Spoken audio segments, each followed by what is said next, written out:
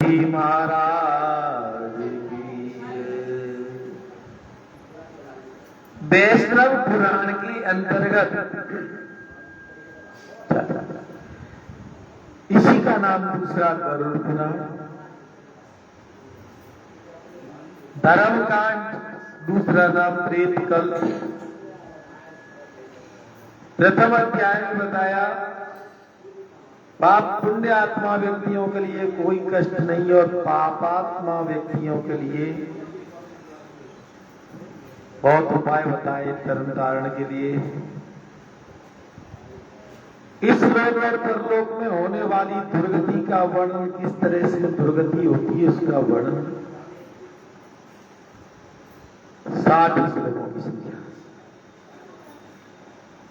यम मार्ग की यात्राओं का वर्णन, वैतरणी नदी का स्वरूप और यम मार्ग के 16 पुरों में क्रम से गमन तथा पुत्रादि को द्वारा दिए गए पिंडदान। किस प्रकार हम यात्राएं देते हैं, कैसी वैतरणी नदी है, यम मार्ग के 16 पुरों में गमन तथा पुत्रादि द्वारा दिए गए पिंडदानों कैसे प्राप्त करता है। इसमें 86 श्लोक संख्या आती है। 86 यम यात्रा का वर्णन, चित्रगुप्त द्वारा श्रवणों से प्राणियों के सुवासु कर्म के विषय में पूछना, श्रवणों द्वारा वह धर्मराज को बताना, धर्मराज द्वारा दंड का निर्धारण करना। यह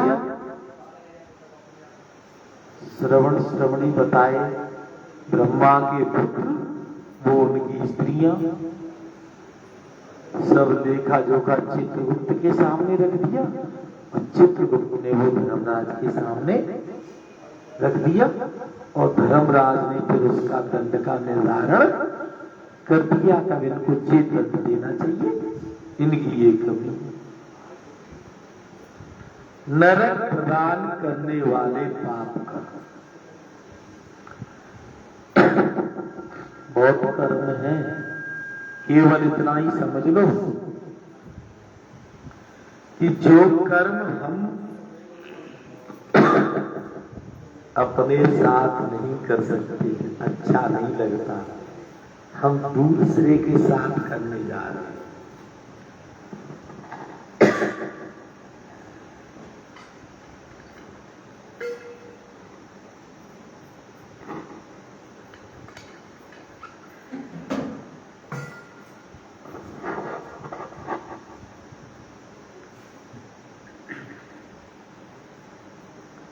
कहने का तात्पर्य है कि हम जो भी कर्म करें जिसको हम बर्दाश्त नहीं कर सकते, दूसरे के साथ करने जाते हैं, हमें अच्छा नहीं लगता। क्या वो अच्छा काम है? बिल्कुल अच्छा काम है।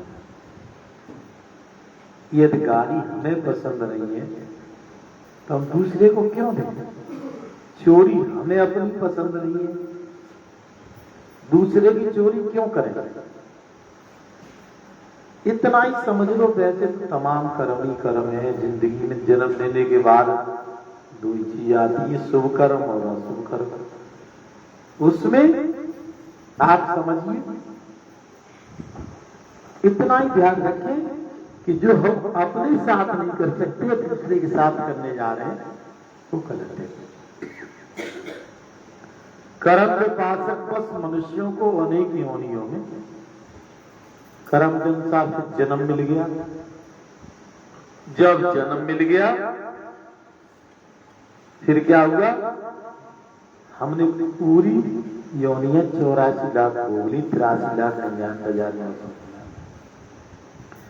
फिर भी यदि हमारी पूर्ति नहीं हुई कर्म की तो मनुष्य योनि में आकर कष्ट भोगना पड़ा, चिन्ह आवे और वो स्थिति रही। कुछ ऐसे होते हैं चले जाते, कुछ भुगतना पड़ता है। जीव गर्भावस्था में गर्भ के पूर्व जन्म के ज्ञान को याद करता है और भगवान से प्रार्थना करके आगे दुष्कर्म न करने की प्रतिज्ञा करता है कि हे प्रभु, अब मैं कोई दुष्कर्म गलत काम नहीं करूंगा। ऐसा करने के साथ करता है, लेकिन जैसे ही वो गर्भा से बाहर आता है भूल जाता है, वैष्णवी माया उसे बोझ कर देती है। कहने का तात्पर्य, गर्भावस्था के समय कोई खत्म हो जाए तो शमशान में या उसके घर में बैठे हो, या बीमारी की हालत में व्यक्ति को वैराग्य हो जाता है। सब लोग कहते दुनिया में कछु ना है साहब, सब बेकार है, शरीर में इतना कष्ट है। और जैसे ही हम ठीक है गए, सोई अहंकार आए, वो वैष्णवी माया ने हमें परेशान कर रहा, भूल गए करे कछुना सब हम नहीं करेंगे। यह 3 चीजों का व्यक्ति ध्यान रखे, शमशान, बीमारी की हालत, और कोई व्यक्ति जाता उस समय की याद कर ले, ये गई थी तो क्या ले गई थी। कुछ दिन पहले ये यहाँ की मालकिन थी, और इस घर में रहती थी, हम सब लोग मिलते जुलते थे। क्या इनको मालूम थी कि बढ़िया सा मकान बना हुआ, ये सब बच्चे बच्चे मेरे नाती साहब देवते देवते एक दिन छूट जाएंगे। लेकिन हम इस माया में लिप्त हैं, हम वैराग्य की बात नहीं सोचते। आप कितनी भी कथा सुन लो, कितनी भी पूजा कर लीजिए, जब आदमी के अंदर सत्यता के साथ वैराग्य नहीं है, आप दिमाग से निकाल देना, आपको नंबर 1 तो सुख नहीं मिलेगा। खोज करते रहिए, वैसे ही करते रहिए। हम तो सुखी हैं साहब, सुखी है नहीं, सुखी हो। सुखी वही है जो व्यक्ति अपने कार्य को करते समय प्रभु की ओर ध्यान देता है और सत्कर्मों में चलता है, तो वो सुखी हो जाता है। इस बात का ध्यान रखें। हम सुख की खोज कर रहे हैं, गलत। हम दुख को तो भुलाते हैं। कैसे? खान पान, आहार और विहार, रहन सहन, फालतू की चीजों को देख देख करके उसको हम आनंद समझते हैं, उसमें हम सुख समझते हैं। यह सुख ही हमको क्या करता है? यह सुख नहीं है, वो हमें कष्ट दे आता है। इसलिए ध्यान रखिए, जीवन में जो सुख चाहते हो, एक ही कहावत है, गजधन गोधन बाजधन और रतन धन खान, और जब आवे संतोष धन सब धन भूल समान। संतोष, और संतोष कब आता है? या सत्य होता है। और सत्य नहीं हुए तो संतोष आ नहीं सकता। जब हृदय में सत्यता नहीं है तो संतोष नहीं आएगा किसी भी हालत में, समझेंगे।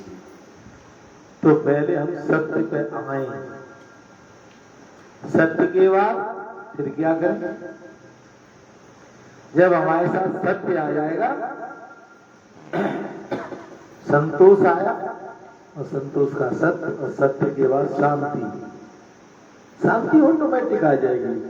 और शांति आने के बाद एक पैदा होगा, उसको पुत्र मानो या कुछ भी मानो, उसका नाम होगा सुख। क्या होगा?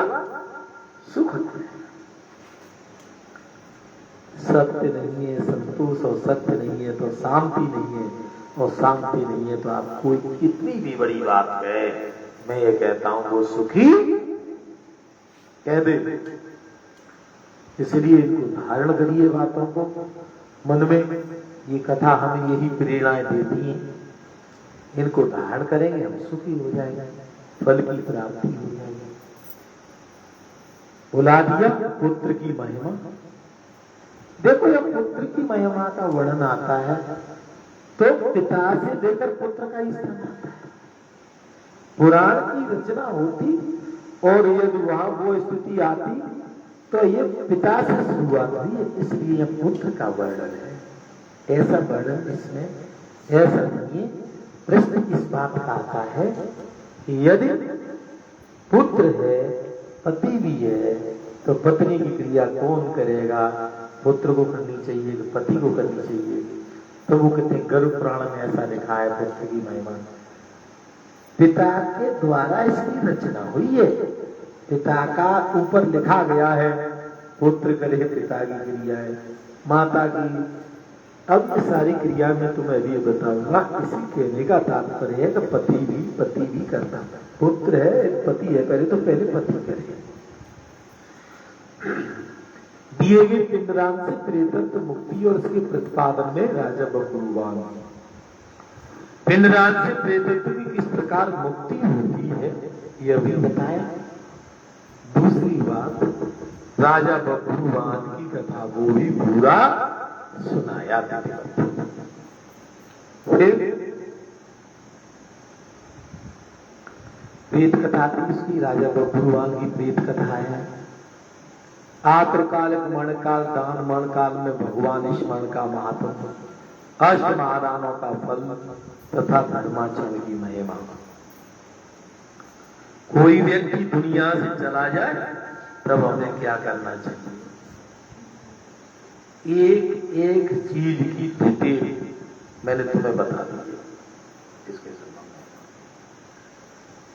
आगे चले। अष्ट महादानों का फल, 8 तरह के कौन से महादान होते हैं, वो फल और धर्म की कौन सी महिमा है, इसमें 1 से 18 श्लोक है। इसकी व्याख्या कल कर दी गई थी। वर्णाश्रम व्यक्ति के निमित्त किए जाने वाले कर्तव्य कौन कौन से काम हैं जो व्यक्ति दुनिया से जाता है उसके लिए हमें करने चाहिए। मृत्यु के बाद में अत्यंत शव नामावली वाले 6 पेटों का फल, दाह संस्कार की विधि, पंचक में दाह किस प्रकार किया जाता है वह भी क्रिया कल बताई थी। शिशु आदि की अंत्येष्टि का विधान और किस प्रकार से शिशु और आदि की अंत्येष्टि करते हैं वो भी सब पूरा बता चुके। आज 11वें अध्याय 10 रात्र विधान में प्रवेश कर रहे हैं। इसकी चर्चा सुने ध्यान से। सारे अध्याय धीरे धीरे धीरे धीरे धीरे कल परसों में पूरे हो जाएंगे।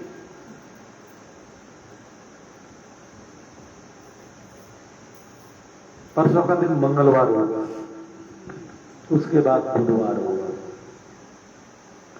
बुधवार के दिन मैं कथा कहूंगा, आऊंगा, 1 घंटे में कार्य पूर्ण करूंगा, समझे?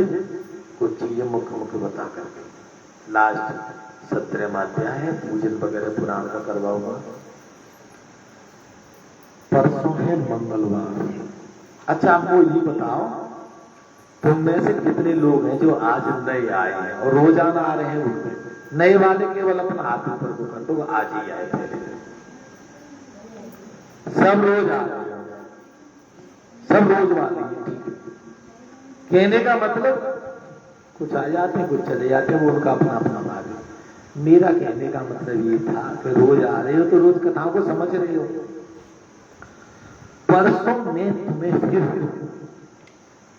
ये वाली इसमें से बड़ी अच्छी तरह कथा कहूंगा, समझे? और ऐसे कथा कहूंगा कि तुमको एक तरह यदि बीच बीच में भूल गए होगे तो तुम्हें याद बनी रहेगी, ठीक? तुम्हें ये सारी क्रियाएं कैसे अंत्येष्टि करनी चाहिए, कैसे पिंड रखनी चाहिए, उसके बाद हमें क्या क्या करना चाहिए, पूरा कैसे हम जीवन में सुखी रह सकते हैं, कैसे हमको मोक्ष मिल सकता है, यह सब क्रिया का विधान तुम्हें मैं परसों पूरा, वैसे तो पूरा बताता चल रहा हूं, लेकिन परसों फिर समझा जाऊंगा। उसके बाद यह तुम फिर भूल जाओ, जब भूल जाते कभी कभी, मुझे तो ये पूरा काम याद हो गया, रखना पड़ा है, ये भैया इनसे नंबर ले लेना, फोन कर देना, मैं तुरंत वहीं बैठ करके बता दूंगा। सब अपने, कोई माता जी लगती है तो कोई बहन जी लगती है तो कोई भाभी लगती है, लगते सब करते हैं रिश्तेदार, सब नजदीक है, कोई रिश्तेदार ऐसे नहीं, मैं भी यही लोकल का व्यक्ति हूँ, ठीक?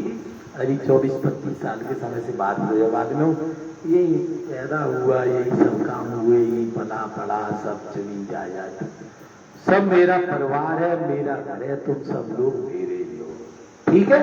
मैं आपका ही बच्चा हूं। वैसे तो नाम नहीं था किशोर है, वैसे जानकर या सब पप्पू के नाम से मुझे जानते हैं। पंडित जी का बड़ा लड़का पप्पू, इस नाम से सब मुझे सब लोग जानते हैं। इस गांव के ही जानते हैं, नए लोग नहीं जानते, पुराने तो सब जानते हैं, जो खूब अच्छी तरह जानते हैं। पहले मुझसे राम राम करते थे। मुझे बहुत दिन याद आ रहे हैं, जब हम छोटे थे तो जी करते थे पंडित जी राम राम। फिर हम शर्म जाते थे, फिर हम इनसे फिर दूर से देखते थे तो हम इनसे पहले राम राम करते थे, नहीं करते थे।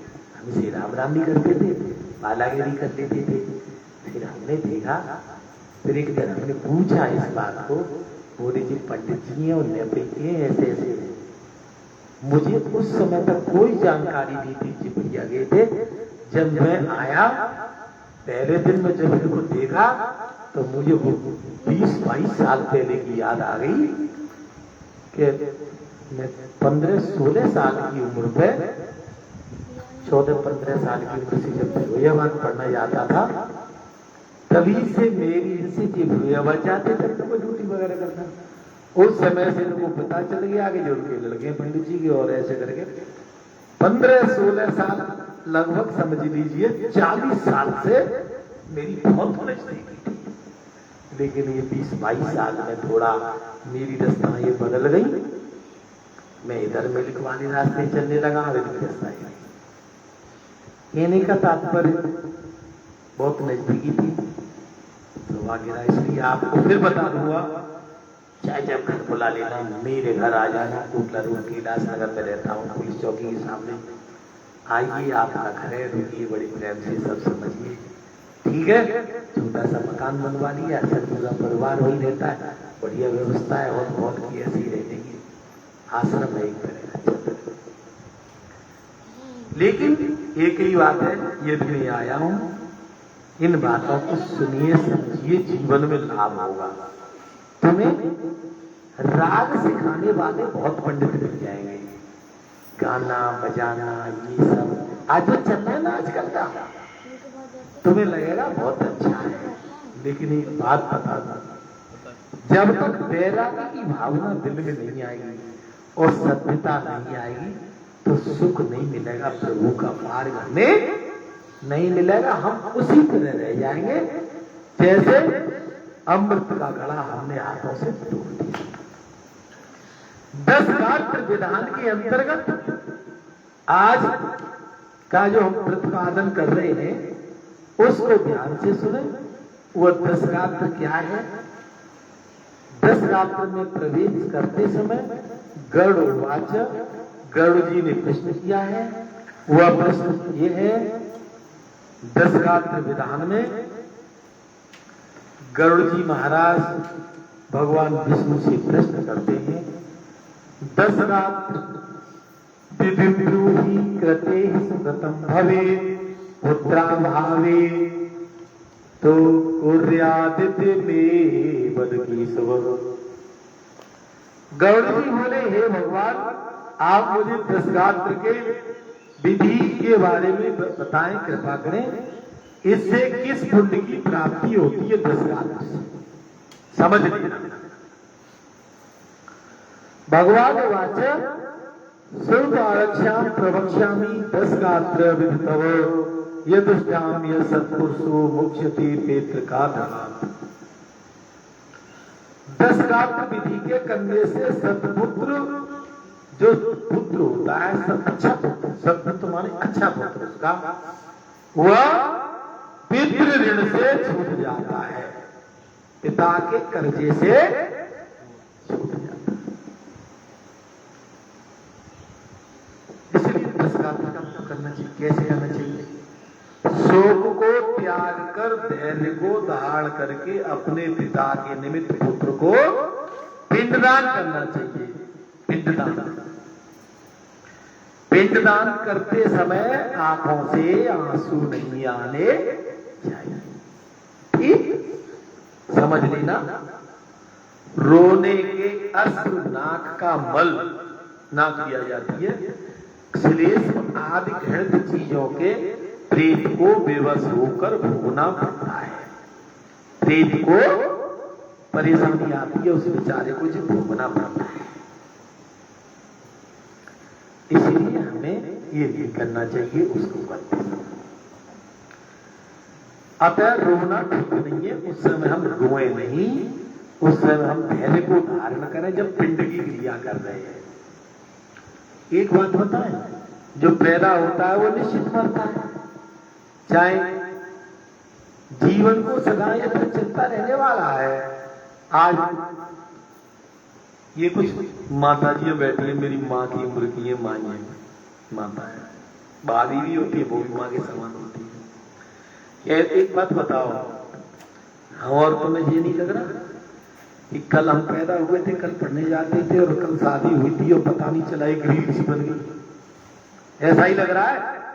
जिंदगी के दिन ऐसे निकल गए कि हमें पता भी नहीं चला। जिस प्रकार हमारे सामने से ट्रेन या रेल गुजर जाती है, ऐसी एक रील हमारे सामने बन चुकी है और वो उसी की स्थिति से हम ये घूम रहे हैं।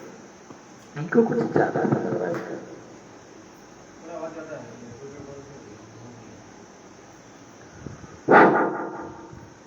इसके बाद में वह कहते हैं मरे हुए प्राणी के कोई लौटने की विधि तो नहीं होती। कोई व्यक्ति चाहे कोई ऐसा उपाय करे कि कोई मरा व्यक्ति लौट आए तो लौट नहीं सकता। लौट आएगा? कितने भी उपाय उसको वो लौट नहीं सकता है, वह निश्चित है, समझे। और वह अब जैसे समझ लीजिए राजा नल, नील, राम, युधिष्ठिर आदि कौन कौन यहाँ आए, क्या वो कभी चले गए कि लौट करके आए? नहीं लौट के आए।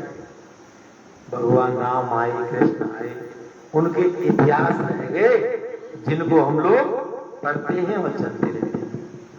यदि इसका कोई उपाय हो तो नहीं है, शरीर साथ देता नहीं है। इस प्रकार इसको ऐसे समझिए जैसे कोई प्याऊ पक्षी है और पक्षी उसमें छाया में बैठा हुआ है और उस छाया में पक्षी उड़ने के बाद उसको दिखाई देती है केवल उसको अपनी परछाई के बाद परछाई की तरह समझ लीजिए। प्याऊ की समय समझ लीजिए, हमने पानी पी लिया और हम उससे निकल गए, अपनी अपनी मंजिल की तरफ पानी पी करके चले जाते हैं। वो कहीं चला गया और वो कहीं चला गया। इस प्रकार प्राणियों का चलना फिरना रहता है। भोजन जैसे सुबह बनाओ तो शाम को खराब हो जाता है और शाम को बनाओ तो सुबह खराब हो जाता है। इसी प्रकार शरीर है। ऐसा सोचते ही दुख की कोई औषधि नहीं है, कोई जिससे दुख दूर हो सके। उसकी औषधि केवल सत्य है। अज्ञान को छोड़कर पुत्र को उस मृतक के साथ क्रिया करनी चाहिए। करना तो है। अब उस क्रिया में क्या करें? ध्यान से पुत्र ही पिता की क्रिया उसकी पत्नी है। देखो, यदि किसी के पुत्र नहीं है उसके भतीजे कर सकते हैं। भतीजे के अलावा जितना परिवार का संबंध मैंने बताया, सभी सहोदर और सगोत्री 3 तरह के बताए। 1 से 7 पीढ़ी सपिंडी, 8 से 15 तक 14 तक चले जाइए सहोदर सोदक, और सोदक के बाद फिर हो जाते हैं तुम्हारे 15 से 21 तक सगोत्री। 21 पीढ़ी तक तुम्हारा कोई भी कर्मकांड कर सकता है यदि पुत्र नहीं है तो। अब एक बात आती है,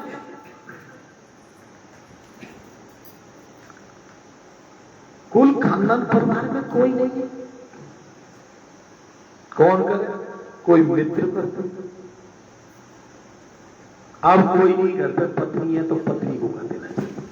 घर पर नंसार पक्ष का कर सकता है, ननियाल पक्ष होती है, हमारे यहाँ कोई नहीं है तो नंसार का भी कर दे, वो भी ठीक है। ननियाल पक्ष का भी इसको कर सकता है।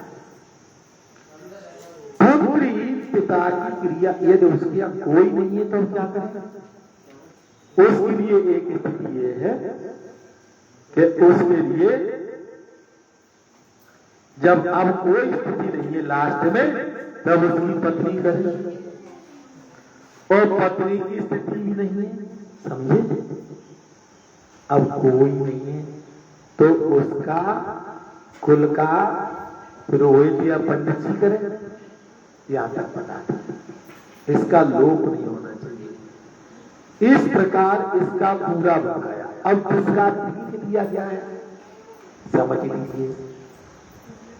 यदि सबसे बड़े बेटे की मृत्यु हो जाए तो पिता के पुत्र का कर्म न करे। पिता जिंदा है तो उसकी क्रिया पिता को नहीं करे, कोई उसका भाई कर दे, नहीं पिता करने बैठ जाए, अन्य से करवा दे, उसके दृष्टि पुत्र करते हैं। क्रिया तो केवल बड़ा लड़का करेगा, समझ रहा? उसके न होने पर कोई भी कर सकता है, न होने पर। बड़ा नहीं तो अब तो छोटा मजबूरी है, उसके बाद सब बताए। लेकिन एक स्थिति ऐसी आ जाती है, यह क्रिया एक ही व्यक्ति करेगा, श्राद्ध की क्रिया, और इसके अलावा जो वर्ष के श्राद्ध होते हैं वर्ष वाले, उस वर्ष के श्राद्ध की क्रिया तो 4 भाई हो तो चारों कर सकते हैं। ये पूछने की बार बार पूछने की बात आती है कि पंडित जी वर्ष की क्रिया को कौन करे? किसी किसी की तो ये 13वीं या शाम की अवन 2-2, 3-3 जगह होते हैं। भाइयों में बिगाड़ हो जाए ना, उनकी आगर रह रही है तो उनकी टोडला रह रही है, उनकी मच्छलावरी में कर ली 2-4 जगह से। ये कर्मकांड सबसे पहले तो बड़ा भाई करे है, तो बड़ा भाई नहीं करता तो मजबूरी है दूसरा कर दे। एक ही को करना चाहिए, ये समझ रहे हो मेरी बात? ये 13वीं या शांति हवन का जो कर्मकांड का काम है 10 रात्र का, केवल एक ही को करना चाहिए। इसके बाद के श्राद्ध है 10 रात्र श्राद्ध, इसके बाद के श्राद्धों को 4 भाई चाहे तो 4 भाई भाई के कर सकते हैं, अलग अलग कर सकते हैं। ऐसा मत करना कभी जिंदगी में कि बे अलग कर रहे हैं, 4 भैया 3 भैया बे अलग कर रहे हैं, बे अलग कर रहे हैं, एक ही को करना चाहिए।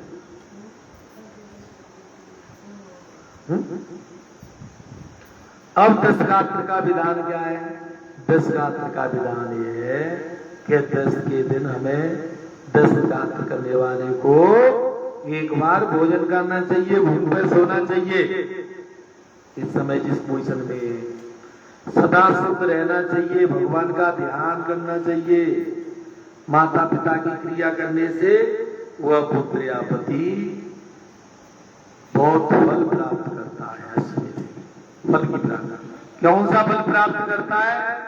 जैसे पृथ्वी की उसने 7 परिक्रमा लगा ली हो, यदि जो भी पुत्र या व्यक्ति, पुत्र के लिए बता रहे हैं, या जो भी व्यक्ति इस काम को करता है तो उसने समझो इस पृथ्वी की 7 परिक्रमा लगा ली।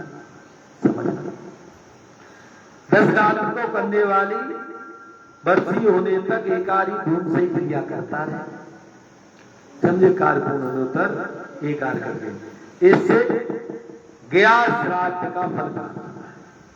ध्यान देना, समझ नहीं पाए।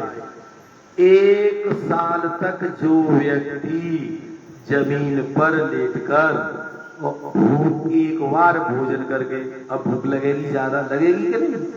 जो पंडित जी 1 साल तक बहुत करनी पड़ेगी, जिन नियम बताए तो तुम अकेले फलार सेवन कर लो, फल सेवन कर लो, फल ले लो, कुछ ऐसा चाय वगैरह ऐसा कुछ ले लो, एक बार जो ये 10 रात्र का किया तो तुम्हारा हो गया पृथ्वी भी 7 परिक्रमा के बराबर। और ये पूरा कर दिया तुमने एक साथ तो तुमने न्यो समझ लो बरसी तक गया श्राद्ध कर लिया। क्या कर लिया? समझ में आ रही है बात के नहीं? 1 साल तक जो व्यक्ति इस क्रिया को करता है वो गया श्राद्ध के बराबर गया का श्राद्ध करे, आओ मां जाएगा। इतना बड़ा पुण्य की प्राप्ति होती है। आगे चले, 10 रात्र का कर्म कुआ, तालाब, बाग, तीर्थ या देवालयों के में मध्य के समय स्नान करके करेंगे। ये क्रिया दोपहर में की जाती है। शुद्ध होकर वृक्ष के नीचे दक्षिणायन होकर के इधर मुंह करके वेदी बनाकर गोवंशली पे पत्नी से पुष्प स्थापित करे, ब्राह्मण सज्जन पुरुष की मूर्ति स्थापित करे, पूजा करे, अति पुष्पक मंत्र चला प्रणाम करे, आगे के पिंड से उसका आसन कर उस पर नाम बोलकर पिंड धरे, चावल या जौ आटे से पिंड बनाकर उस पर चंदन केसर धूप चढ़ाकर धूप दीप नैवेद्य तांबूल और दक्षिणा सहित उसको समर्पित करते। कोई विशेष चीज नहीं है। एक आटे की मूर्ति बना ले। आज कौन सा दिन हो गया? नहीं, इतवार नहीं, ये 9वां दिन है। ये 10 रात्र का नियम आपका करने के लिए है। यदि कल करना चाहते उसको कर देना। समझ लेना। मैं बता दूं, कुछ नहीं है।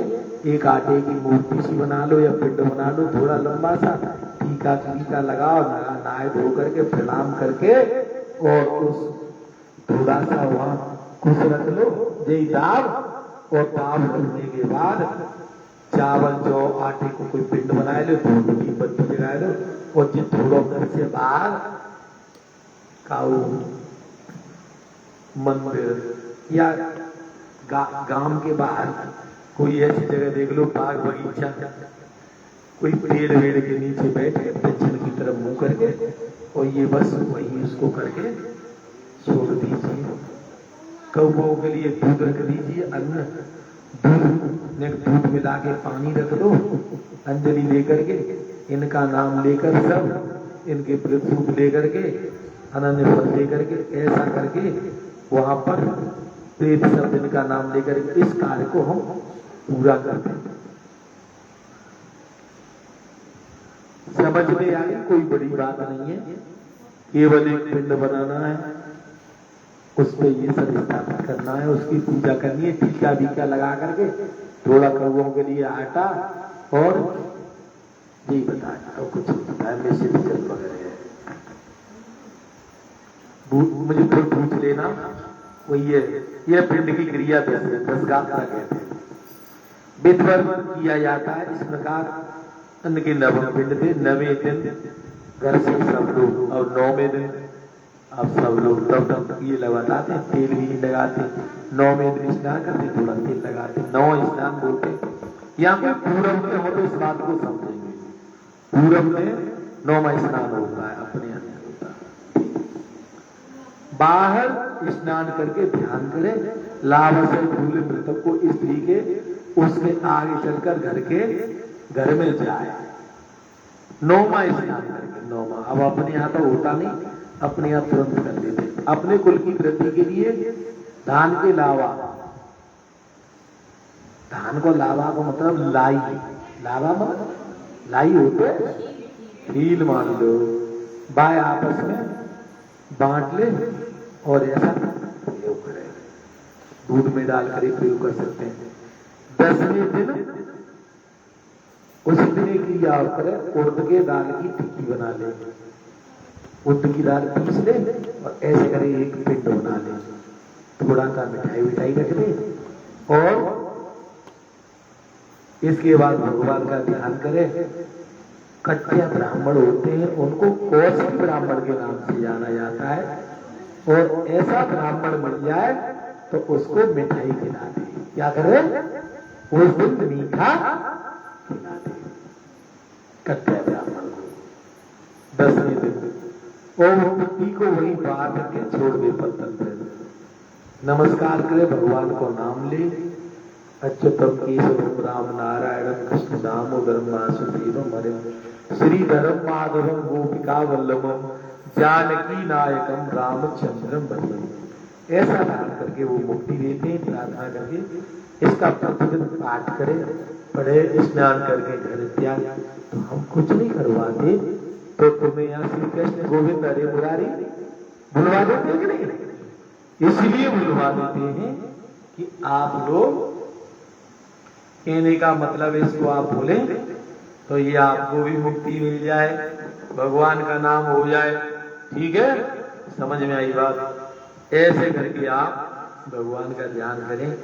जब जब एक तिथि ये रखोगे तो हो जाएगी। 10 रात्र के नियम में ज्यादातर अपने यहाँ मुंडन की क्रिया पहले करा दी जाती है और 10 रात्र में ही मुंडन का कार्य संपन्न होता है। इस विधान के अनुसार तो 10 विधि ही कराना चाहिए।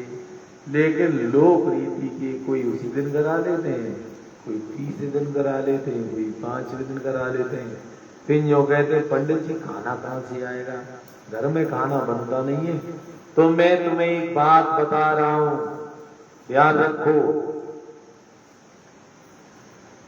यदि तुम 1500 आदमियों को इसी कार्यक्रम में खाना खिला सकते हैं, समझना मेरी बात को,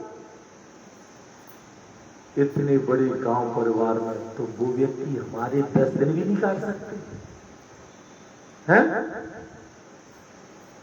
इसका मतलब दुनिया में कोई किसी का नहीं है। हम सब फालतू पने का प्रेम लिए फिर रहे कि इतनी दावत करो, दुनिया भर के काम करो। 10 दिन में ये हम सूतक काल में हमारे यहाँ भोजन नियम के अनुसार नहीं होता। प्रेत वहां परेशान है, सारे लोग इस स्थिति में हैं। हम लोग भगवान के नाम का जप क्यों करा रहे हैं? तुम्हें शांति मिले। प्रेत की शांति के लिए सारे कार्यक्रम कराए जा रहे हैं और भोजन करके हम ये व्यवस्था बना रहे हैं। इसलिए यदि आप लोग इस पुराण के अनुसार चल सको तो आगे इस नियम को जरूर मानना। समझे? ये बिल्कुल गलत हो चुका है जिसको कि हम लोग वो कर रहे हैं। कोई तो उसी दिन चिता की अग्नि शांत नहीं होती और तब तक मां ऐसे ऐसे चतुर आ जाते। अरे आज शुक्र हुए, कल शनिचर को बात न कटत, आज ही भगवान मां शांत नहीं हुई, तब तक जाओ खाना पीना बन जाता है। ऐसा नहीं है। 10वें दिन का नियम है, 9 दिन तक हमें कुछ नहीं करना चाहिए, केवल स्नान करके। लेकिन हमारी इसकी मदद करने वाली हमारे परिवार, अरे एक पीढ़ी में घटना हुई तो और पीढ़ी तो है, चाचा की, ताऊ की, अगल की, बगल की, मिलने वाले, जाति के, अन्य गोत्र के, मौसी के, तमाम रिश्ते। कोई ऐसा नहीं है कि थोड़ा सा खाना बना करके और इस परिवार को एक टाइम कोई दे दे, एक टाइम कोई दे दे। इस क्रिया हो सकती है लेकिन नहीं कर सकते। चलो जैसा करें, आगे के लिए सीख लीजिए। सूतक काल में खाना बनना मृतक सूतक में बहुत बड़ा दोषीदा होता है। इति गर्भ पुराणे 11 अध्याय। हरे नमः। श्री कृष्ण गोविंद हरे, हे नाथ नारायण। श्री कृष्ण गोविंद हरे,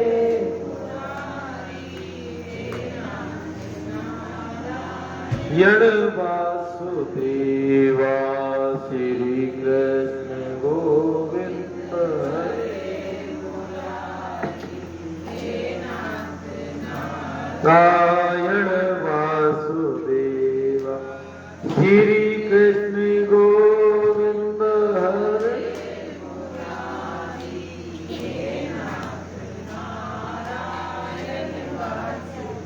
देवा। श्री कृष्ण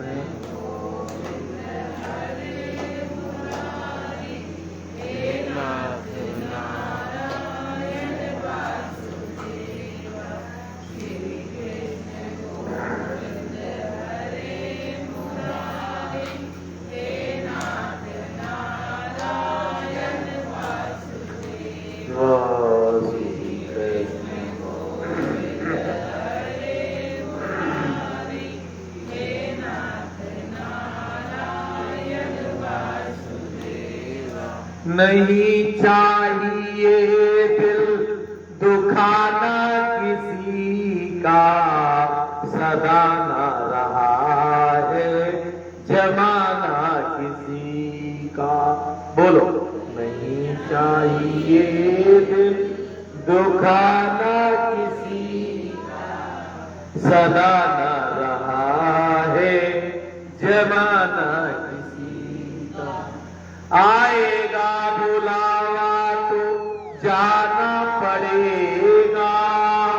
बोलो, बुलावा तो जाना पड़ेगा, सर तुझको आखिर झुकाना पड़ेगा, आखिर झुकाना पड़ेगा। वहां ना चलेगा बहाना किसी का, नहीं चाहिए दिल दुखाना किसी का।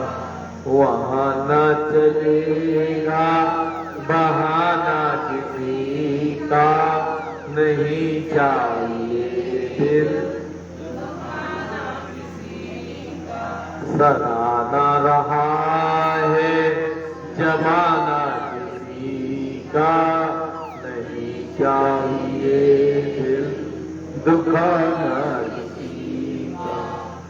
शोहरत तुम्हारी बह जाएगी, ये सारी बह जाएगी, ये दौलत यहीं पर रह जाएगी, दौलत यहीं पर रह जाएगी। नहीं चाहता नहीं साथ जाता खजाना किसी का, नहीं साथ जाता खजाना किसी का, नहीं चाहिए दिल। नहीं ऐसे नहीं देना, नहीं चाहिए दिल। लगा नहीं नहीं अभी तो लगा रहे थे, ऐसे डायरेक्ट। हाँ इतना ही काम किया, बैठे बस लगा दो मारा तो। नहीं चाहिए दिल दुखाना किसी का, सदा न रहा है सदा न रहेगा जमाना किसी का, नहीं चाहिए दिल दुखाना किसी का। आराम से लगाओ, आराम से। पहले इसमें लगा लेते, इसको पास रख लो, इसको लगा लो आराम से। क्या नहीं जाता वो कनेक्टर हो, इसमें लगा लेते, लाइट से कनेक्शन हो जाएगा। बैटरी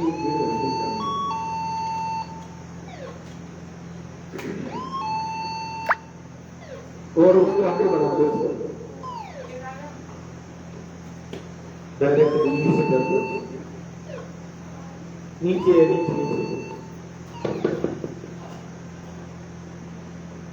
और पास कर दो, दर और कर दो, ठीक है वो नहीं जाएगा। चलिए बैटरी ज्यादा लेगा पहले तो तुम अपने आप को संभालो। बोलो, पहले तो तुम अपने आप को संभालो, कभी नहीं बुराई औरों में निकालो, कभी नहीं बुराई औरों में। बुरा है बुरा जग में बताना किसी का, नहीं चाहिए दिल दुखाना किसी का। बुरा है बुरा जग में बताना किसी का, नहीं चाहिए दिल दुखाना किसी का। दुनिया का गुलशन सदा ही रहेगा, ये तो जहां में लगा ही रहेगा। दुनिया बोलो, दुनिया का गुलशन सदा ही रहेगा, ये तो जहां में लगा ही रहेगा।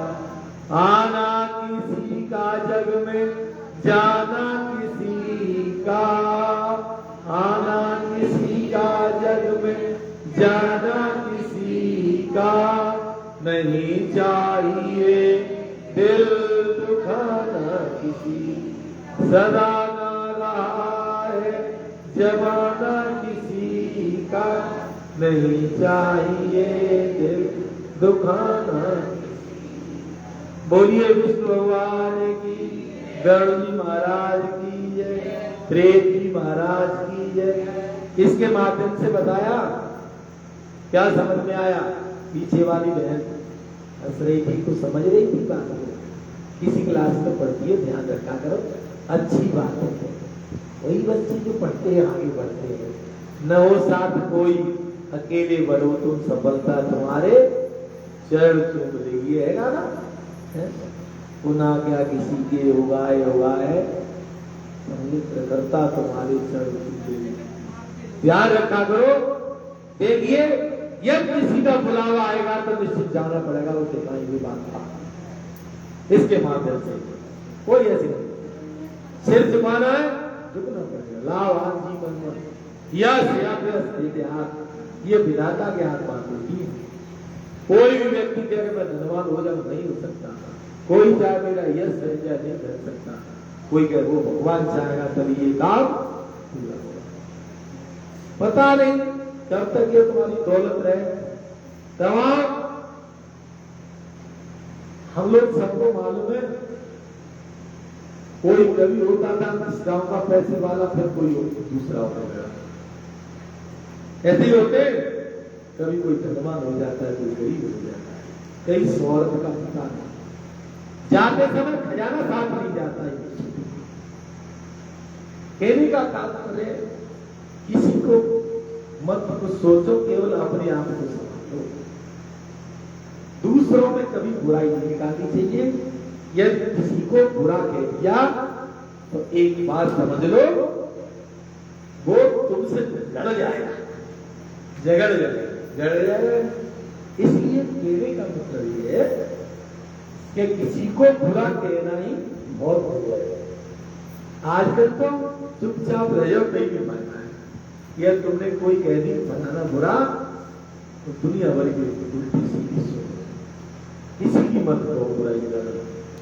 दुनिया में ये तो चलता रहेगा, सूर्य चंद्रमा दुनिया के गुण। ये बेसूर्य है बाबा हरिविलास है।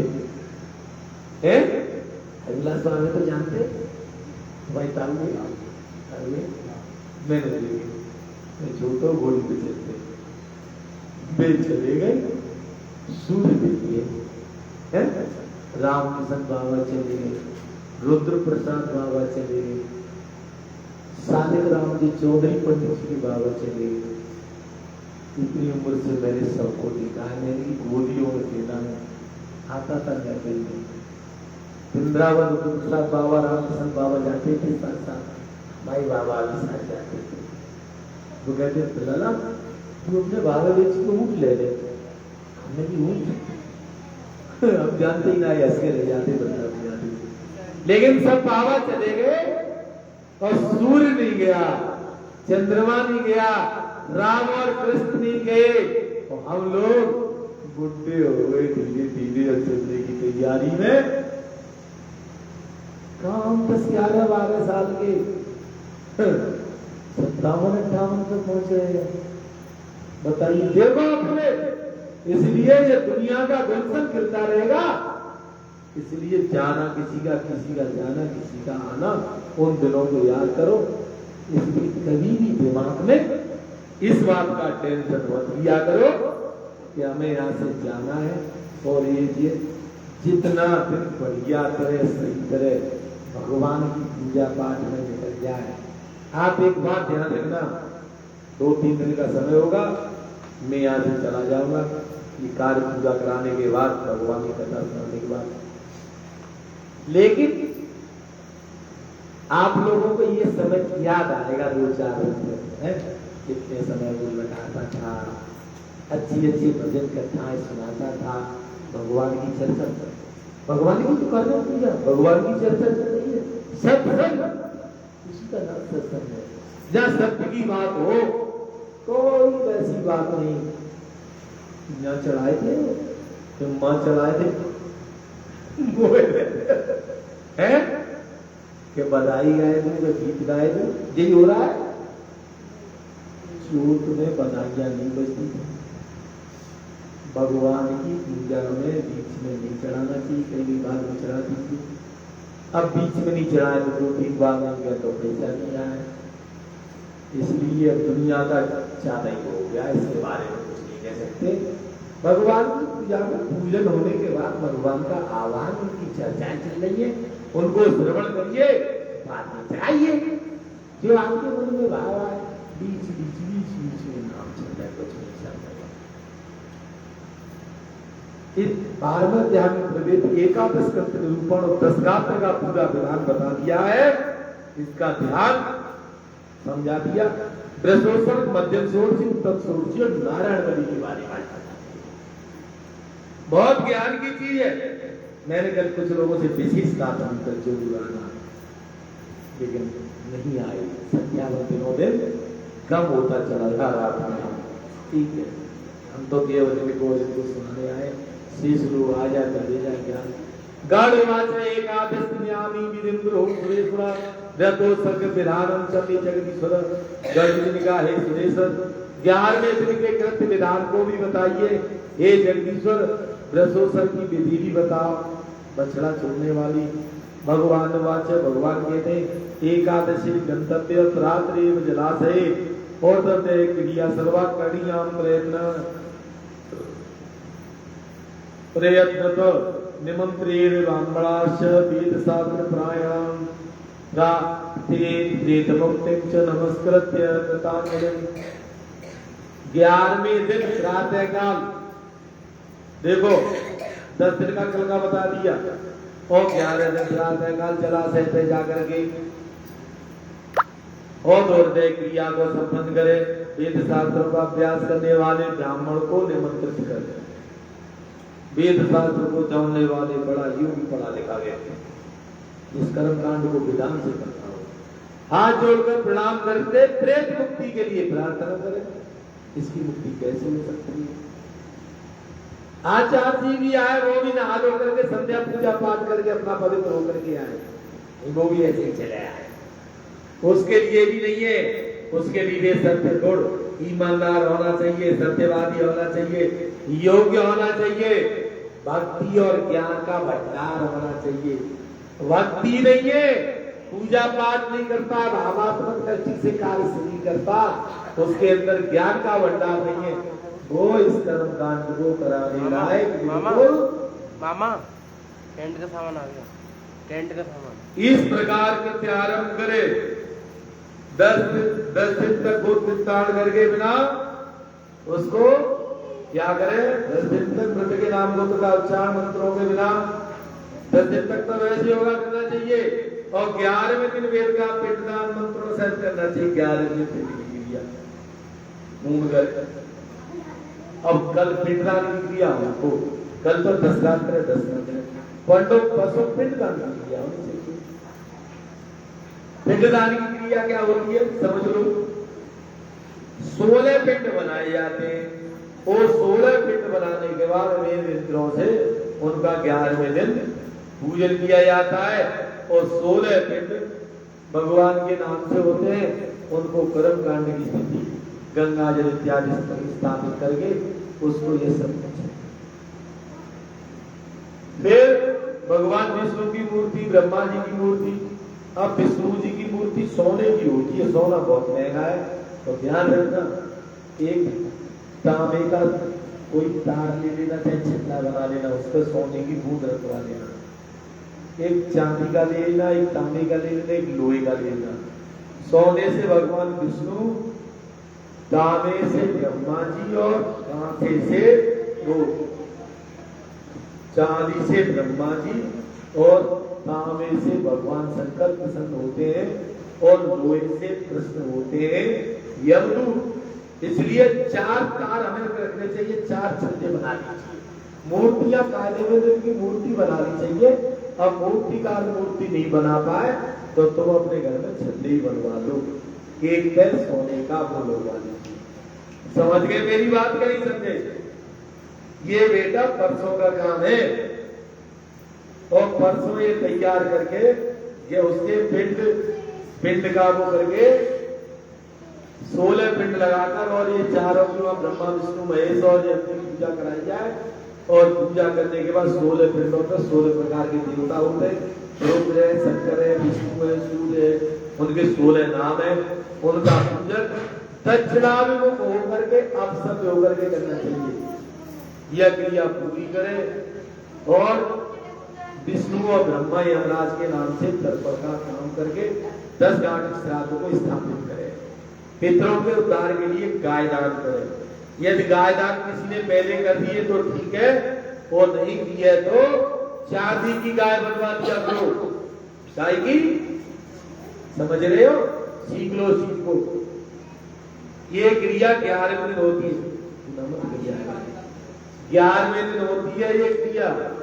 इसके बाद भगवान को प्रश्न करके उनका ये ध्यान रखे भगवान का, उसी दिन अच्छे वस्त्र धारण करके सप्त दान को दान करे, 7 तरह के अनाज मिलाएंगे। फिर अंत समय में 8 महादानों में जो चीज दी गई है, जैसे अष्ट महादान में स्थिति में आते हैं सैया दान, चारपाई, पैर के पहनने के वो जूते, चप्पल, कपड़े, वस्त्र, पात्र, माला, चंदन, ऐसे सुंदर हल्दी, सुपारी, चाहो तो कम लगता भी रख सकते, सिक्का डाल दीजिए, आसन दे सकते, कोई पुस्तक, धार्मिक पुस्तक, ये सब ऐसा ही अष्ट महादान है। इनको पूरा करके संकल्प करिए और किसी ऐसे व्यक्ति को दे दीजिए जो हमेशा पूजा पाठ में रहता हो। ठीक, पूजा पाठ में रहता हो ऐसा सत्पुरुष व्यक्ति तलाशिए और उसको दान कर देना चाहिए, जिससे हमारा कोई लगाव नहीं हो। लेकिन अपने समाज में ये सब छोड़ करके केवल एक ही बात आएगी है कि मान्य पर शुरू कर देगा। अच्छी बात है, जैसा कर रहे हो तो मान पक्षी भी ऐसा हो, पूजा पाठ में रहता हो तो बढ़िया बात है। तो वैसे तो अभी एक हुआ था, अभी ये गरुड़ पुराण जो आपका शुरू हुआ है, इससे पहले मेरी कथा वह हुई थी ये आसमाबाद में। एक दिन बीच में तब तक आप गया प्रोग्राम की तैयारी चल रही है, शायद वो आजकल भी बात हो जाएगी। मैं तो भगवान की भजन करता रहता हूँ, स्कूल बार भक्ति करता रहता हूँ, कोई चीज की आवश्यकता नहीं। कहने का मतलब जो बात है वो विधान की बेनती बताओ। वहां पर वो माता जी खत्म हो गई थी। माता जी के खत्म हो जाने के बाद वहां भोजन की बात आई। बोले कि पंडित जी महाराज आप जो है ये कथा तो कर रहे हो, मैंने कहा बताओ, आप ही इनको छांटो और आप ही पूरी जिम्मेदारी दी मेरी भैया, पहले तुम प्रयास कर लो। मैं कोई इसका ठेकेदार, मैं केवल एक ठेका लेके आया हूं तुम्हारे यहाँ कथा का और इनकी मुक्ति के लिए ये सारे उपाय कर देगा। वाणी के द्वारा भगवान विष्णु को साथ लेकर के आया हूं, साक्षात गरुड़ चित्र में बैठे ही है, वो कृष्ण कर रहे हैं। ठीक, इनका ही चित्र है। कहने का तात्पर्य ये तुम्हारे यहाँ विराजमान किया है। तो उन्होंने कहा तुम ही करो। मैं रात में सोचता रहा, सोचने के बाद मैंने कि भाई अब कहाँ ऐसा सोचूं, तो मैंने सोचा भाई देखो देखो देखो ऐसा आया, मैंने इसको देख लू उसको देख लू। तो मैं केला देवी मंदिर के आगे माता वाला बात का मंदिर है बढ़िया, सब चल गया। माए में बड़ी बड़ी माता जी रहती है, दो, एक विधवा है, दोनों एक दौरानी एक चिठानी है। मेरे दिमाग में भगवान ने बात दी और मैंने वह दौड़ा जिठानी को विधवा थी।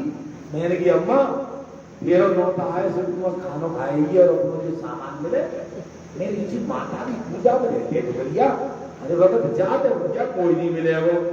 सो मैंने बासाबाद भाई के लिए बात की और मैंने की अम्मा बंसी भाई के लिए देखो तो वो बंसी शंकर हुआ तो एक और विधवा अम्मा चाहिए पानी पिलाना देखू मेरी बहन है तो मैं चोर काम करूंगा।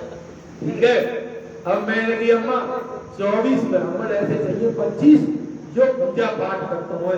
अम्मा ऐसी बात की तलाश दे के मेरे लिए कहाँ ढूंढू को पंडित जो पूजा पाठ में भगवान के भजन करे तो भैया अब एक आध वो टीका ले लूँ सब लोगों को मालूम है अपनी तक तो मालूम चुपचाप निकल जा तुमने कहा की पूरी पूजा बन जाते तो अम्मा बोली चलो या गांधीनगर मंदिर पे माँ शिव कुमार मिल जाए वो बातें बात कर लीजिए। शिव कुमार के दिखागे वो गई को छोड़ा है दूसरों माँ गए और माँ हमने बात करी शिव कुमार भैया मेरे को शिव कुमार बोलो एक नहीं 400 की जरूरत हो मैं ब्राह्मण कर दूंगा।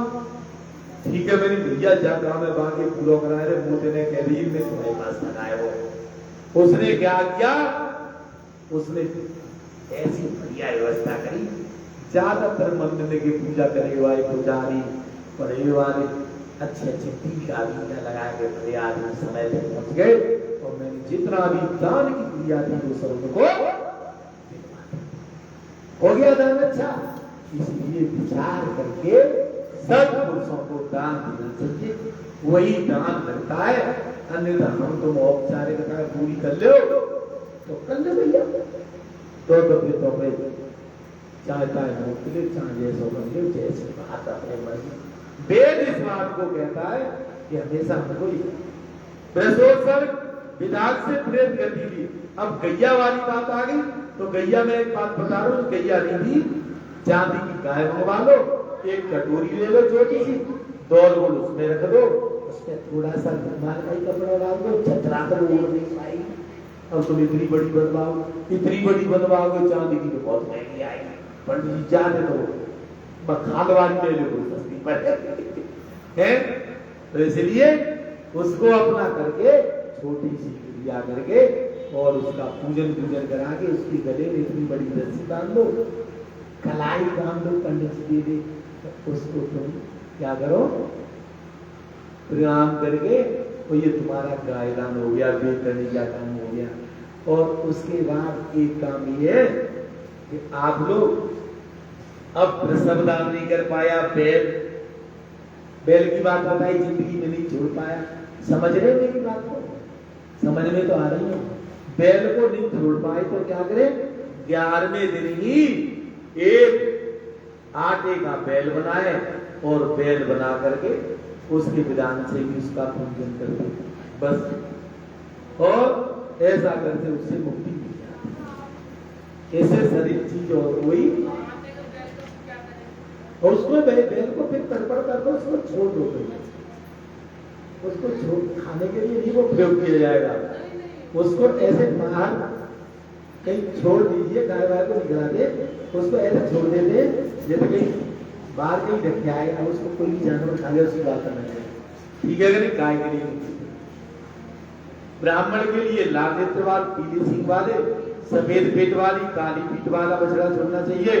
क्षत्रिय के लिए लाल रंग का वैश्यों के लिए पीले रंग वाला शूद्रों के लिए काले रंग का और वृषभ पीला हो या बैल पीला हो तथा पूंछ व पांव सफेद हो वो पिंगल वृषभ कहलाता है। पीछे वाले बच्चे बात नहीं करते सामने देखो चारों पैर मुख और पैर से शरीर का रंग लाल के समान वह नील वृषभ कहलाता है। जो वृषभ शरीर में लाल हो मुख और पूंछ श्वेत हो सींग तथा पीले रंग के हो वो रक्त नीलवर्ण कहलाता है। और चार रंग के सारे अंग एक ही रंग के हो पूंछ और पीले रंग के हो वो नील पिंग कहते हैं। जिस बैल का सारा शरीर नीले रंग का हो अब आगे नेत्र दोनों नीले हो उसको महानील वृषभ कहते हैं। नील वृषभ यदि घर पर पैदा हो तो दाग कर छोड़ देना चाहिए। समझ ले समझो ध्यान नीला यदि वृषभ घर पर पैदा हो तो उसको निश्चित दाग कर छोड़ देना चाहिए। इसके लिए एक पुरानी कथा है। मनुष्य बहुत से पुत्रों की इच्छा इसलिए इच्छा करती है उनमें से कोई एक गयाजी जाएगा या गौरी का कन्या का विवाह करेगा अथवा नीला वृषभ का त्याग करेगा, वो पुत्र पिता के लिए वृषोत्तर का त्याग करेगा। जो पुत्र पिता के लिए यह वृषोत्तर क्रिया को करता है, गया का श्राद्ध करता है या गया का श्राद्ध करता है, वही पुत्र कहलाने का योग्य है। अन्यथा पुत्र कहलाने का योग्य विष्टा के समान होता है। क्या हुआ? कहने का तात्पर्य जो पुत्र इस क्रिया को नहीं करता वो पुत्र कहलाने का वादी नहीं है, वो तो केवल विष्टा गंदगी के समान है। इसलिए पुत्र को यह क्रिया जरूर कर देनी चाहिए। कुछ विशेष बात नहीं है। बैल छोड़ने वाली बात तो गया के श्राद्ध के बराबर हो जाती है। गया जाने में तो दिक्कत होती है, तो गया जरूर है। 11वें ये क्रिया 11वें दिन की है। ये क्रिया मैं 11वें दिन की बता रहा हूँ। ये सारी क्रियाएं 11वें दिन की हैं। समझ रहे हो? गाय की और इसकी और पिंडदान की और तर्पण की क्रिया कौन सी दिन की है? 11वें दिन की। ये पूर्वज रौरक में पढ़े हैं उनका 21 पीढ़ियों का उद्धार हो जाता है। यह वृषोत्तर की क्रिया करते 21 पीढ़ियां तर जाती हैं जो इस कार्य को करता है। नहीं तो ये पूजा पाठ के सारे कार्य जाते, समाज को तुम दिखावा वही करते रहते। आप वृषोत्तर की क्रिया एक बछड़ा बछिया को कंगन माने और वैवाहिक स्तंभ से गाड़े। एक बछड़ा को ले लो, एक बछिया को ले लो, बाकी कंगन माने। पहले उसका विवाह करवा देना चाहिए बछिया के साथ। ये है। फिर दोनों को रुद्र कल से स्नान कराए, गंध अक्षत आदि से पूजन कर उसकी प्रतीक्षा करे और दक्षिण पार्श्व में त्रिशूल का चिन्ह, बाकी चक्रों का चिन्ह बनाए। समझे? दाहिनी ओर है दक्षिणा, ऐसा दक्षिणा करके इसको बनाए और ऐसा करके त्रिशूल से संसार पार कर जाएगा। फिर इसको छोड़ दे। समझ गए? एक बात समझ में समझ गए, पूछ लिया करो, ये निकल जाएगा। फिर बाद में अरे 11वें दिन एक बछिया लेकर गए। ठीक यार, जिंदा वैसा नहीं हो, करना ही चाहो तो बछिया ले लो और बछिया लेने के बाद और इसको जिंदे में चलते फिरते हाथों को मैंने कर बता दिया था, तैयारी कर लो। एक बछिया ले लो, बाकी ने कंधन वो नवा लो, बाकी जलते नवाए दो, बाकी ने चक्कर वक्कर लगवाएंगे, परिक्रमा करवाए छोड़ दो, एक तरह को ब्याह है। ठीक है? जिक्रिया कर ली और बाकी ने हवन को दगवाए दो, दगवाए के सूगा बछड़े छोड़ दो, तुम्हारा काम पूरा है। वो 21 पीढ़ियां कर जाती है जिस क्रिया को होता है। छोटी सी क्रिया करने से माता जी 21 पीढ़ियां कर जाती है। समझ गए? 21 पीढ़ियों का सरल उपाय कौन सा इसमें खर्चा हुआ? अब जो नहीं करते ठीक है, समझ लीजिए, फिर पूछ लेना मुझे। अच्छा रुद्र स्नान कर गंध चिंता पूजन कर उसकी प्रतिष्ठा करके त्रिशूल बना। जिसके पुत्रों अब काउर पुत्र नहीं है तो बड़ी समस्या है। यह किसी का ऐसा नहीं है हमारे जाने के बाद ये क्रिया नहीं करेगा, पता नहीं कोई करे या नहीं करे, उसको जिंदे पे ही उसको कर देना चाहिए। कब करना चाहिए? कार्तिक मास में शुक्ल पक्ष तथा कृष्ण पक्ष की द्वादशी को, शुक्ल पक्ष की चाहे कार्तिक को महीना हो, उजेरी रात या अंधेरी रात, दोनों द्वादशी। समझ गए? दोनों द्वादशी, कार्तिक को महीना हुई बात हो, दिवाली द्वादशी, पहले पढ़े द्वादशी और फिर तो देवधान के बाद पढ़े। समझ गए मेरी बात? पूरा दिमाग में छोड़ते जाऊंगा। कार्तिक के महीना में पहले पढ़े, दीपावली से पहले द्वादशी पढ़े, फिर दीपावली के बाद द्वादशी पढ़े। इन दोनों द्वादशी को हम चिंदे पे या गैया बछड़ा की क्रिया भी कर सकते हैं या बछड़ा छोड़ सकते हैं। चिंदे पे पूरे पर सूर्य और चंद्र ग्रहण के समय गैन पर हो, सूर्य और चंद्र ग्रहण बाद समय अपना क्रिया को कर सकते हैं। समझ गए सब माता राम? सूर्य का ग्रहण चंद्र ग्रहण पड़े, अरे भैया जो छोटी छोटी क्रिया है, पुण्य दोनों मकर और पुण्य तीर्थ में दोनों अपने मकर और कर्क में संक्रांतियां पड़े और तुला राशि की संक्रांति पड़े। मकर की पत्ते मकर संक्रांति है, और मकर के बाद धन मकर कुंभी मेघ और पाटल तुला करते हैं। ताते पहले पंडित जी हमें कुछ बता देंगे। और ये लगभग चैत के महीना में मेघ की आवती, चैत वैसाख ये अषाढ़ सावन के लगभग कड़क की आवत है, अषाढ़ सावन की, ऐसे करके इनका ध्यान रखा करो। तुला की बड़ी आती मकर संक्रांति से 2 महीने पहले, माँ में पड़े तब वो पड़ेगी, वो घर चल गई पूछ के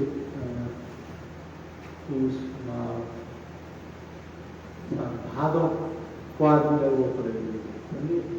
इनका थोड़ा ध्यान रखो, हम पंचांग से लेके ध्यान बता देंगे, इनमें ये कर लेना चाहिए। जब अवतार आदि शरीर को शुद्ध करने से पहले कही हुई विधि से कर्मकांड करावे, नहा धो करके पहले इस कर्मकांड को कराए। सालिग्राम भगवान को रखकर वैष्णव श्राद्ध करे, और वही सालिग्राम भगवान की मूर्ति रख ले और भगवान को प्रणाम करके पूजा करके ऐसा श्राद्ध कराकर फिर ब्राह्मण को वो सत्पुरुष आया उसको कुछ पैसा वैसा लेकर के दक्षा देकर देना करते, सुसर का काम पूरा होता। अग्निहोत्र आदि यज्ञों से नाना प्रकार के दान प्राप्त नहीं होते, जो इस क्रिया से होते बड़े बड़े काम करने से। बालक अवस्था, किशोरावस्था, युवावस्था और वृद्धावस्था में किए गए पाप इस रसोत्सर्ग से समाप्त हो जाते हैं। बालक अवस्था, युवावस्था, वृद्धावस्था में कोई शरीर से गलती बन जाए, वो सारे पाप दूर हो जाते हैं। 3 लोगों को रसोत्सर्ग वर्ष कोई पुण्य नहीं, चार से बड़ा कोई पुण्य नहीं है। पति और पुत्र के सामने यदि सौभाग्यवती स्त्री की मृत्यु हो जाए, पति और पुत्र के सामने यदि सौभाग्यवती स्त्री की मृत्यु हो जाए, तो उनके निमित्त रसोत्सर्ग न करके दूध वाली गाय दान देनी चाहिए। समझ गए क्या करना चाहिए? रसोत्सर्ग की क्रिया करके दूध वाली गाय दान देनी चाहिए। वो आप रसोत्सर्ग की क्रिया नहीं बताएंगे। पुरुषों को रसोत्सर्ग कर्णों पीठ पर बाली, मनुष्यों को बैलों पर कर्णों पर, तो कैटेगरी व्यवस्था हो गई है। जो ऐसा करते हैं वे प्रलय काल तक घोर नरक की यात्रा करते हैं। उसे लाठिया मुक्के से नहीं मारना चाहिए, उन्हें कल्प तक यात्रा होनी पड़ती है। एक कल्प 432 करोड़ वर्ष का होता है, इसीलिए ध्यान रखो, यदि किसी को तुमने मार दिया है तो कई कल्पों के वर्षों तक हमें जो भोगना पड़ेगा। रसोत्सर्ग करने के बाद सपेटी का श्राद्ध से पहले 16 श्राद्ध करना चाहिए। 16 पिंडों वाला बता दिया, 16 श्राद्ध होता है, उसको कहते हैं, देखो इसको कहते हैं मध्यम षोडशी। क्या कहते हैं?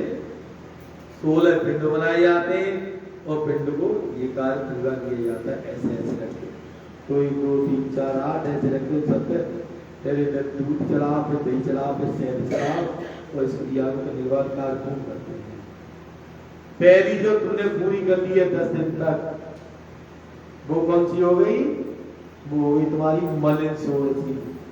मलिन गंदगी, गंदी षोडशी होगी। सूतक ने गंदा काम किया तो वो मलिन षोडशी हो गई। 16 पिंड दे दिए, 5 पिंड हो गए, एक संचयन का हो गया, 6 हो गए, और 10 दिन में 10 हो गए तुम्हारे पूरे पिंड। 16 करा दी, ये देख डबल बुक कर दिया। इस क्रिया को ऐसे कर दीजिए। अब पहला पिंड ये पूरा हो गया है। मलिन षोडशी का ध्यान रखिए, एक बार बता दे रहा हूं। पहला पिंड उसी स्थान पर मृत्यु होती है, मार रखा जाता है। दूसरा पिंड द्वार पर, तीसरा पिंड आधे मार्ग में, चौथा पिंड चिता के लिए विश्राम कराते हैं। तब पहले रोक लेता है, ताकि बाद चिता पर रखता है, वह विश्राम देता है। बाकी बाद अब चिता पे ले गए, वहां 5वां पिंड रखा जाता है। ये पिंड रखने से पहले जो रखे जाते हैं, पिंडों को जो दर रखते आते हैं, यह 6 साफ हो गई। छठा पिंड अस्थि संचयन के समय और 10 पिंड हो गए हड्डियां। अस्त पंचन का मतलब वो भूल इकट्ठे किए जाते हैं तब। और 10वें दिन 10 पिंड हो गए। इस प्रकार तुम्हारी मलिन षोडशी का काम पूरा हो गया। याद हो गई ये सारी बातें। अब आ जाइए जिस दिन तुम्हारे यहाँ 11वें दिन कर्म कांड हो रहा है, उस दिन 11वें दिन पहला पिंड भगवान विष्णु के लिए, दूसरा पिंड शिव के लिए, तीसरा यम के निमित्त, चौथा चंद्रमा के लिए, पांचवा अग्नि के लिए, छठा पिंड नव्या भाई के लिए। अरे जिनको जो खांसी आ रही है इनको पानी पिलवा दो। जिस सरकारी राशन में लिए घर से भी भागी है, हाँ पहचान की आ रही है जिनको पानी पिलवा, पानी खांसी आ रही है पिलवा दो। एक दवाई बता दूंगा इस बार सही हो जाएगी, समझे? तो दूसरा समझो बहन। तीसरा यम के निमित्त, चौथा पिंड चंद्रमा के लिए, पांचवा अग्नि के लिए, छठा पिंड कव्यवाह के लिए, सातवां पिंड काल को देते हैं, आठवां पिंड रुद्र के लिए, नवा परमेश्वर के लिए, समझे? और 10वां पिंड प्रेत के लिए, 11वां पिंड विष्णु के लिए, 12वां पिंड ब्रह्मा के लिए, और 13वां पिंड ब्रह्मा, फिर 13वां पिंड फिर विष्णु के लिए, 14वां शंकर के लिए, 15वां यम और 16वां पिंड प्रेत के लिए दिया जाता है। 30 ये तुमको मैंने समझा दी। कौन सी? जो षोडशी थी वो मध्यम थी, मध्यम षोडशी पूरी बता दी। अपना 11वें दिन करवा लेना। तीसरे प्रकार के 16 पिंड वर्ष में दिए जाते हैं, ध्यान रखो। 12 महीने के 12, फिर एक 15 दिन का 5-6, 1.5 महीने का 5-6, 1 महीना, 2 महीना, 3 महीना, 4 महीना, 5 महीना, 6 महीना, 7 महीना, 8 महीना, 9 महीना, 10 महीना, 11वां महीना, 12वां महीना, पूरे हो गए पिंड 12। 15 दिन, 1.5 महीना, 5-6, 1.5 महीना, 5.5 महीना और 11.5 महीना, कितने हो गए? 4, 12 और 4 16। ये तुम्हारे हो गए 16 पिंड की 16 रात पूरे साल। भूल जाओ, बता दूंगा, फिर बता दूंगा, जाते जाते इसको करिए। इन क्रियाओं को मिला करके 48 कांड को 48 कांड होते हैं, पिंड प्रेत नाम दिए जाते हैं। जो व्यक्ति इसको नहीं देता, इस क्रिया को नहीं करता है, पुत्र के न होने पर इसको स्त्री, पुत्र नहीं है तो स्त्री को अपने पति की श्राद्ध देना चाहिए। विभिन्न 48 श्राद्ध कर सकती है जो स्त्री अपने पति के लिए 48 श्राद्ध करती है, वह सती कहलाती है। पति के साथ नहीं जा पाई तो वो यदि इस कार्य को पूरा कर ले तो उसने क्या समझा? सती का कार्य पूरा। यदि कोई प्रमादवश अग्नि में जल जाए, मर जाए, या उनका संसार कर विधि करना सर्प काटने से मृत्यु हो जाए, कुत्ता काट ले, तो पंच को नागों को दूध पिला देना चाहिए। सांप काट के नाग पंचमी को नाग पूजन और गेहूं के आटे का नाग बना करके उसकी पूजा करा दिया करो। जिंदा सांप लगा के ला करके पंडित जी के सामने छोड़ दो। पंडित जी कहेगा मैं पढ़ना ही नहीं करता, सांप रखिए। इसलिए ऐसे ही बना करके कर दीजिए। अच्छा, अकाल मृत्यु होने पर ध्यान रखना, जो अकाल मृत्यु होती है, पानी में डूब के मर जाओ, जहर खा करके मर जाओ, फांसी लगा लो, आग से जल जाओ, बिजली पकड़ के मर जाओ, एक्सीडेंट में चले जाओ और एकदम बीमारी बन के मर जाओ, काल नहीं मृत्यु हो गई, हक समाज चले गए, अकाल प्रेत बनते निश्चित। क्या बनते हैं? उनके लिए ये क्रियाएं नहीं कराई जाती हैं। उनके लिए 11वें दिन नारायण बलि की क्रिया हो। काय क्यों? नारायण बलि बड़ा भजन और न बिल्कुल भगवान विष्णु का पूजन करा के हवन होता है उसी को कहते हैं नारायण। इसको समझ लीजिए, नारायण भगवान विष्णु है, इसको 11वें दिन पूरा करना चाहिए। उसके लिए ये संस्कार कराने की कोई जरूरत नहीं है। जिंदगी कामों में वो ही कराते चले आ रहे, किसी के साथ कोई घटना हो ना पंडित जी जा रहे हैं, कराने वाला तो समझेगा ही क्या। इसलिए 11वें दिन आप लोग याद कर लीजिए, 11वें दिन ऐसे करिए भगवान की नारायण बलि वाली क्रिया करा देनी चाहिए। मां 13वें और 12वें दिन का कोई नियम नहीं है। इस प्रकार आपको से छूट जाता है, अन्यथा तो जो समझ लो वो तो घर ही परेशानी उठ रहते। देखना है हमारे घर में प्रीत खेल लो है, बाकी घर में परेशानी है, भगत पे जाओ, चंद्रिका की सेवा करो, माँ करो, वो करो, कुछ में समझ में ही आए रही। एक आदमी परिवार छोड़ के सब परिवार परेशान है। इसका कारण सब न जानकारी, सब एडिकल। और 12वें दिन पैसे 12वें दिन हवन करा करके और सफेदीकरण की क्रिया करानी चाहिए। अब सफेदीकरण क्रिया क्या होती है? पान के पत्ते मंगाओ 7, लोई बनाओ 7, पहले हवन कराओ जिसमें 1 से 21 आहुति के लगभग हवन होता है। आत्म शांति के लिए उस हवन को कराओ, दूध जल इत्यादि से शांत कराओ, और शांत कराने के बाद उसके बाद में ये क्रिया करो पूजन करके, जो सपिंडी की क्रिया।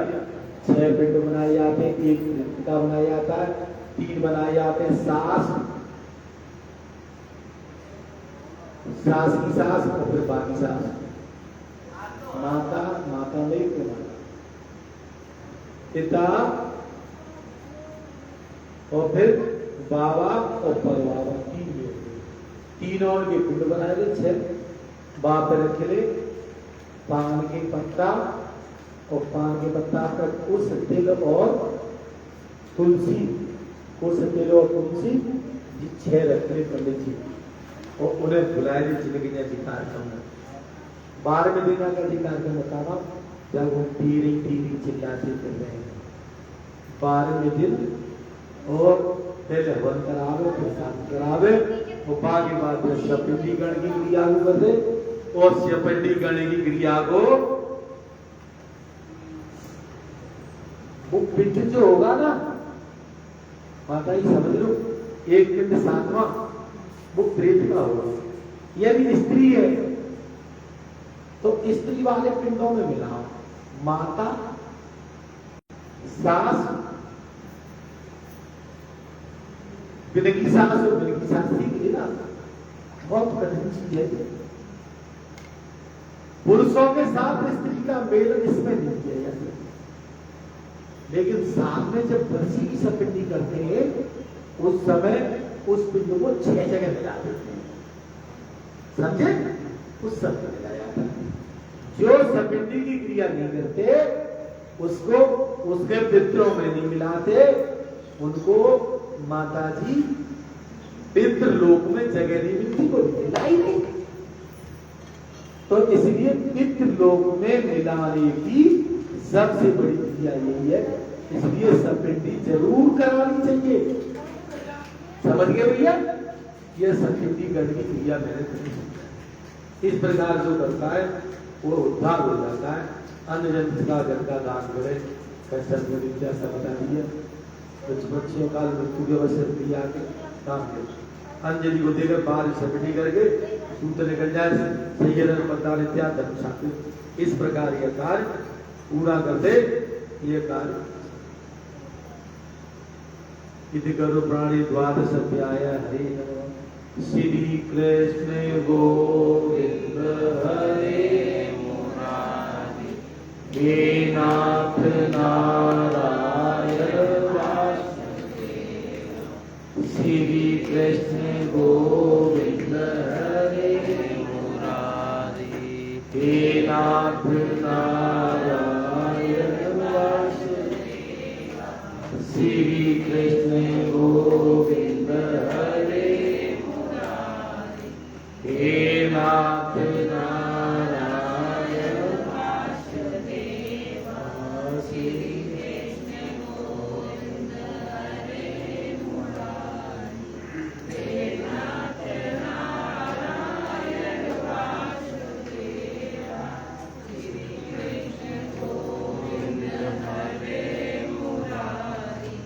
हे नाथ नारायण वासुदेव श्री कृष्ण गोविंद हरे मुरारी हे नाथ नारायण वासुदेव कर ले प्रभु से प्यार नहीं पछताएगा बोलो कर ले प्रभु से प्यार नहीं पछताएगा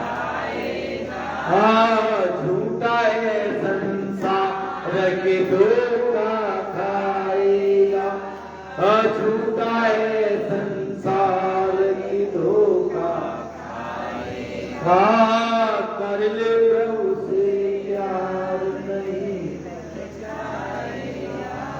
माया के जितने धंधे सब झूठे हैं ये बंदे माया के जितने धंधे सब झूठे हैं ये बंदे जितने तन है उजले उनके और मन है उतने गंदे जितने तन के उजले उतने मन के गंदे अखियों से उतने अंधे नजर क्या आएगा कर ले प्रभु से प्यार नहीं पछताएगा झूठा है संसार की धोखा खाएगा कर ले प्रभु से प्यार नहीं पछताएगा माता पिता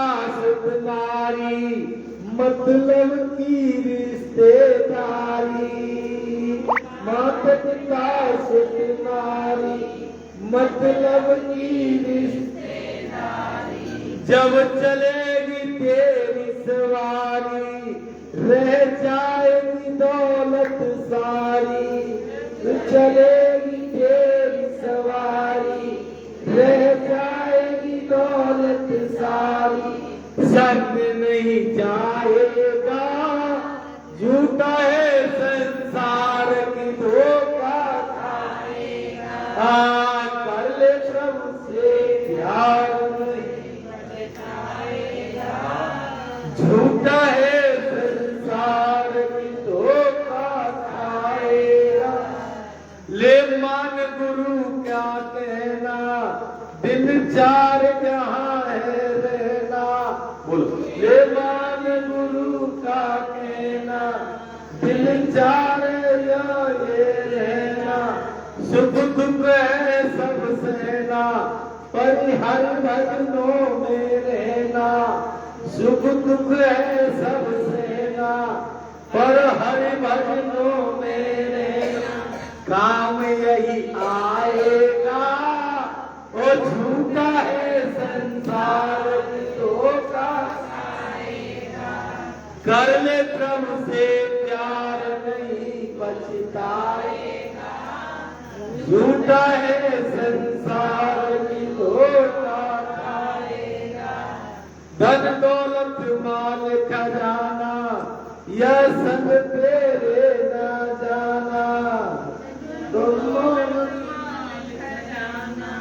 यह संग तेरे ना पड़ेगा तुझे पछताना जब होगा यहाँ से रवाना पड़ेगा तुझे पछताना जब होगा यहाँ से रवाना धरा रह जाएगा वो झूठा है संसार की धोखा खाएगा कर ले प्रभु से प्यार नहीं पछताएगा झूठा है संसार की धोखा खाएगा यह सब तुमसे समझाए और नर्तन हाथन आए यह सब तुमसे समझाए और नर्तन हाथन आए और यमदूत पकड़ ले जाए सिर धुन कर पछताएगा यमदूत पकड़ ले जाए सिर पर धुन कर पछताएगा कौन छुड़ाएगा, झूठा है संसार की धोख, कर ले प्रभु से प्यार नहीं पछताएगा, झूठा है संसार की धोख, कर ले प्रभु से प्यार नहीं पछताएगा, झूठा है संसार की धोखा खाएगा। बोलिए विष्णु भगवान की, गरुड़ जी महाराज की, प्रेत जी महाराज की जय। श्री कृष्ण गोविंद हरे मुरारी, हे नाथ नारायण वासुदेव। श्री कृष्ण गोविंद हरे मुरारी, हे नाथ नारायण वासुदेव। श्री कृष्ण गोविंद हरे मुरारी, हे नाथ नारायण वासुदेव। श्री कृष्ण गोविंद हरे मुरारी, हे नाथ नारायण वासुदेव। श्री कृष्ण गोविंद हरे मुरारी, हे नाथ नारायण वासुदेव। श्री कृष्ण गोविंद हरे मुरारी, हे नाथ नारायण वासुदेव।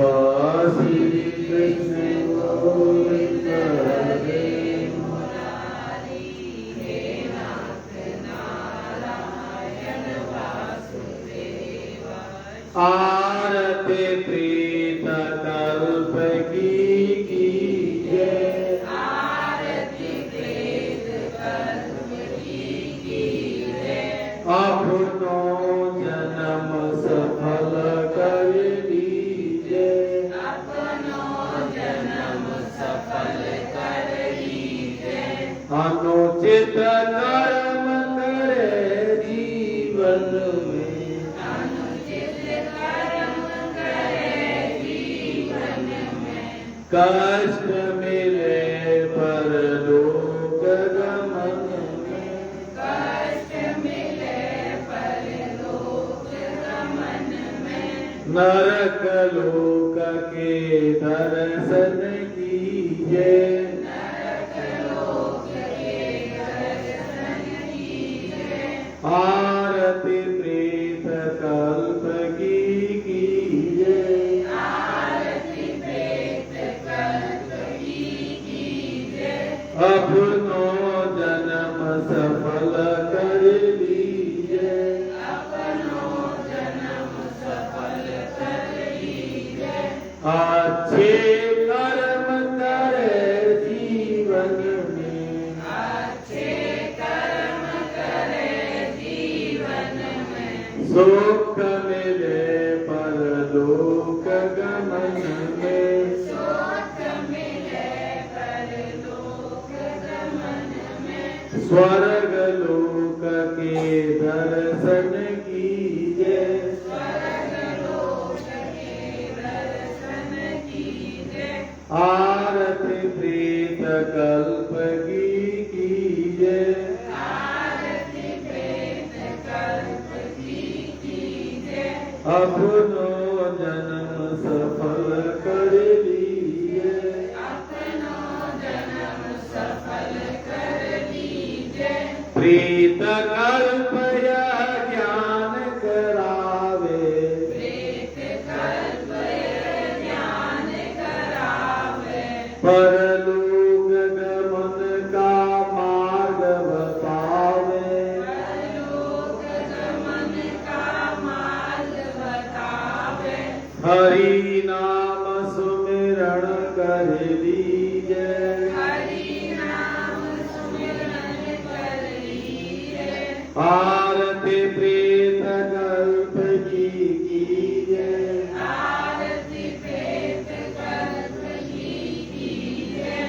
अपनो जन्म सफल कर लीजे,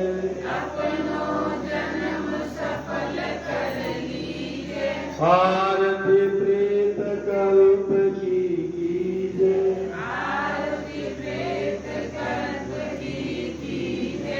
अपनो जन्म सफल कर लीजे,